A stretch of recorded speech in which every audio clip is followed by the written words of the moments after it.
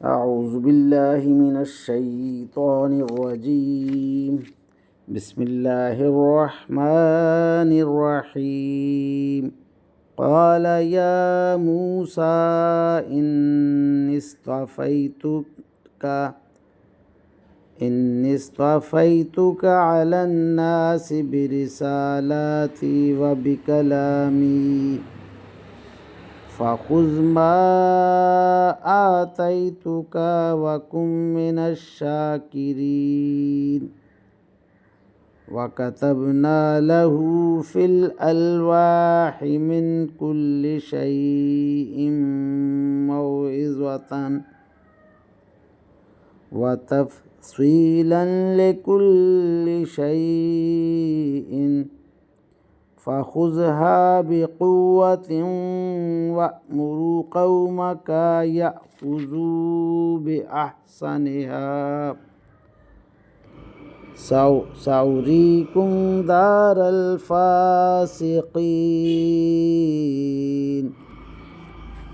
آمنت بالله صدق الله مولانا العظيم وصدق رسوله النبي الكريم ونحن على ذلك من الشاهدين والشاكرين والحمد للہ رب العالمین۔ ابھی آپ کے سامنے سورہ الاعراف کی آیت نمبر 144 تا 145 کی تلاوت کی گئی۔ انشاءاللہ کچھ ہی دیر بعد عزت مآب راؤ شاہ نواز صاحب انہی آیات کا ترجمہ، تشریح اور تفسیر بیان فرمائیں گے۔ اللہ تعالیٰ سے دعا ہے کہ ہمارا پڑھنا، آپ لوگوں کا سننا اللہ تعالیٰ قبول و منظور فرمائے اور اس پر عمل کی توفیق عطا فرمائے۔ اعوذ باللہ من الشیطان الرجیم، بسم اللہ الرحمن الرحیم۔ ملتان سے روشن نواز تمام دوستوں کو السلام علیکم ورحمۃ اللہ وبرکاتہ۔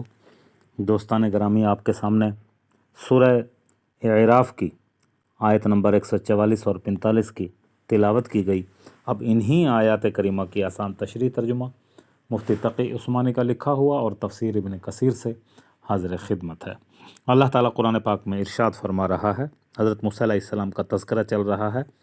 اے موسیٰ، میں نے اپنے پیغام دے کر اور تم سے ہم کلام ہو کر تمہیں تمام انسانوں پر فوقیت دی ہے، لہٰذا میں نے جو کچھ تمہیں دیا اسے لے لو اور ایک شکر گزار شخص بن جاؤ۔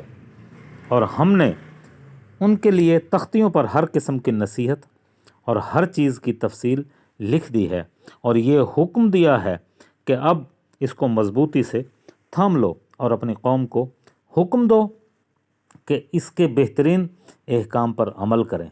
میں عنقریب تم کو نافرمانوں کا گھر دکھاؤں گا۔ اللہ اکبر۔ اب ان آیات کریمہ کی آسان تشریح۔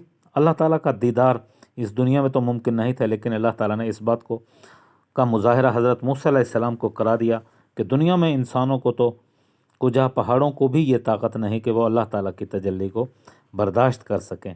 اس کا مطلب یہ بھی ہو سکتا ہے کہ توریت کے تمام ہی احکام بہترین ہیں اور ان پر عمل کرنا چاہیے۔ اب ان آیات کریمہ کی تفسیر ابن کثیر سے عنوان ہوتا ہے حضرت موسیٰ علیہ السلام کے چند امتیازی اوصاف۔ ارشاد ہوتا ہے کہ موسیٰ علیہ السلام سے خطاب ہے کہ ہم نے تم کو رسالت اور کلام کے لیے سب لوگوں میں سے چن لیا، اور ان میں کوئی شک نہیں کہ محمد رسول اللہ صلی اللہ علیہ وسلم ساری اولاد آدم کے سردار ہیں۔ اسی لیے تو اللہ تعالیٰ نے ان کو خاتم النبیین بنایا، جن کی شریعت قیامت تک جاری رہے گی، اور آپ کے امتی سارے انبیاء کرام علیہ السلام کی امتوں سے زیادہ ہوں گے، اور شرف اور فضل میں آپ کے بعد حضرت ابراہیم خلیل اللہ ہیں، پھر حضرت موسیٰ علیہ السلام بن عمران کلیم اللہ ہیں۔ اللہ تعالیٰ نے موسیٰ علیہ السلام سے فرمایا کہ میں نے تمہیں جو کلام اور مناجات دی ہیں اس کو لے کر اور شکر ادا کرو، جس کے سہنے کی تمہیں طاقت نہیں اس کا مطالبہ نہ کرو۔ پھر خبر دی جا رہی ہے کہ ان لوحوں میں ہر بات کی نصیحت اور ہر حکم تفصیل سے موجود ہے، اور کہا جاتا ہے کہ یہ لوح جواہر کے تھے۔ اللہ پاک نے آپ میں مواعظ اور احکام تفصیل سے لکھ دیے اور سب حلال اور حرام بتا دیے۔ ان الواح کو توریت لکھی گئی تھی۔ اللہ تعالیٰ فرماتا ہے کہ قرون اولا کو ہلاک کرنے کے بعد ہم نے موسیٰ علیہ السلام کو کتاب دی جس میں لوگوں کے لیے بصیرت تھی۔ یہ بھی کہا جاتا ہے کہ یہ الواح توریت لکھنے سے پہلے ہی دیے گئے تھے۔ بہرحال یہ ضروری ہے کہ یہ سوال رویت کا نامنظور کرنے کا معاوضہ تھا۔ قوت کے ساتھ لو، یعنی اطاعت کے عزم اور مصمم ارادے کے ساتھ، اور اپنی قوم کو بھی حکم کرو کہ اس پر اچھی طرح عمل کریں۔ اللہ اکبر۔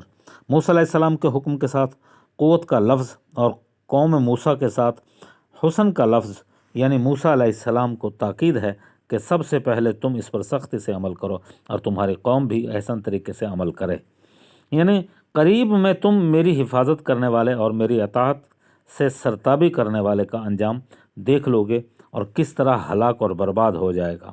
یہ بات بالکل اسی طرح ہے جیسے کوئی ایک مخاطب سے کہے کہ اگر تم میرے حکم کے خلاف کرو گے تو کل میں تمہیں دیکھ لوں گا۔ یہاں خلاف امر کرنے والے کو وعید اور نصیحت کی جا رہی ہے، اور کہا گیا ہے کہ اس کا مطلب یہ ہے کہ ہم اطاعت کرنے والوں کو فاسقوں کا ملک یعنی شام عطا کریں گے۔ یہ منازل قوم فرعون سے مراد ہیں۔ اللہ اکبر۔ لیکن پہلی بات زیادہ قرین قیاس ہے، اللہ عالم، کیونکہ یہ فرمان موسیٰ علیہ السلام کو بلاد مصر کو چھوڑنے کے بعد کا ہے۔ وآخر دعوانا ان الحمد للہ رب العالمین۔ اے میرے پروردگار، جو کچھ بھی پڑھا گیا اس کو اپنی بارگاہ میں منظور و مقبول فرما۔